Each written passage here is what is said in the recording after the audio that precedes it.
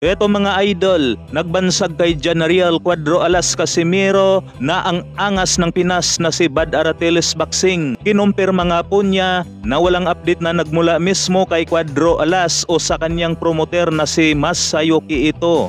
Pero ang mga basher nga daw ni Cuadro Alas mga idol, palagi raw may update. Dahil nga po dyan ay tinawag ito ni Bad Aratiles Boxing na mga uto-uto. I-expose ko lang sila, nahaka-haka lang nila lahat yan. Lahat na nag-update ngayon kay Cuadro Alas, walang Cuadro Alas update. Naintindihan nyo? Bakit sila may update lagi? Ayon nga sa update nila, hindi na natuloy yung laban eh. Puta, wala pa nga ina-announce na laban, meron nang hindi natuloy. Saan ka nakakita ng update na wala pang announcement? Wala pang announcement ha. Hindi pa po alam kung sino ang magiging kalaban ni Cuadro Alas, no?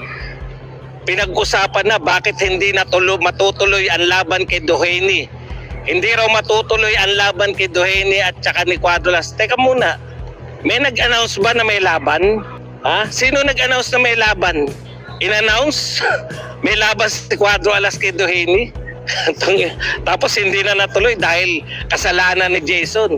Yan ang mga update na gusto nyo eh. Pag sila chismis, okay lang sa inyo kasi si Poknat yun eh. Nag-i-English yun eh, di ba? Ang dali nyo kasing utuin. Mga utu-utu kasi karamihan dito sa mga hater ni Cuadro Alas. Correct. Utu-utu kayo. Yan ang katotohanan, di ba? Utu-utu kayo. Bakit? Meron na bang announcement yung promoter? Lahat ng in-announce ng promoter ha, tignan nyo ha, nag-announce ang promoter kalaban si Akaho. Natuloy ba yung kay Akaho? Natuloy, di ba? Sa Korea. Sunod na in-announce ng promoter, may labang si Cuadro Alas. Kanino? Puna ako, putang ina. Huwag na tayo magkunwari. Wala nang kunwarian. Nakakangawit. Anong kasunod na announcement? Ito po yung buhat lang po na naging promoter na tong promoter niya. Sumunod na announcement kay Ngitumbwa dito po sa Okada. Natuloy po ba? Natuloy. Di ba? Natuloy. Yun yung sinasabi ko sa inyo eh. Tapos sumunod na laban sa Japan. Main event sa Japan, si Cuadro Alas. Ang kalaban si Oguni. Natuloy po ba yung laban ni Cuadro Alas kay Oguni sa Japan? Main event po ba? May mga nagsabing mga chismosong vlogger, no? Sabi po nila, hindi pala main event, hindi pala main event. Yun pa rin ang pinaniniwalaan nyo ngayon. Hindi pala main event. Puta, hindi raw main event si Cuadro Alas. Main event o hindi? Main event. Natuloy ba o hindi? Natuloy. Ngayon, may announcement na ba? May announcement na ba mula sa promoter? Yan sinasabi ko sa inyo eh. Pinaniniwalaan nyo pa yung hindi natuloy. Puta, lagi namang hindi natutuloy sa announcement nila eh. Kailan ba may natuloy dyan sa mga yan? Napakinggan na nila si Inoue, gustong kalaban si Cuadro Alas. Hindi daw mapapalaban kasi kasalanan ni Cuadro Alas.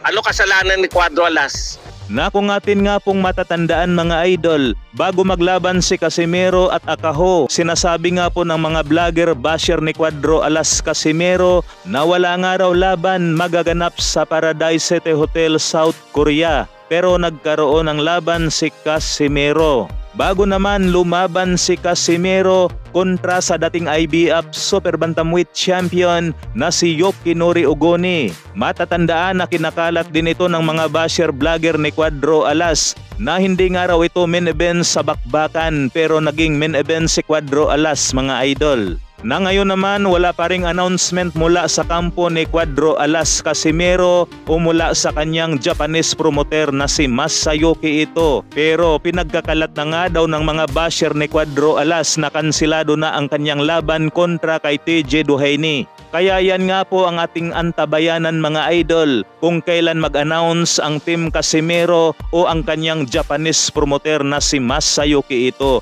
Dahil yan lang talaga ang pinaka-legit mga idol.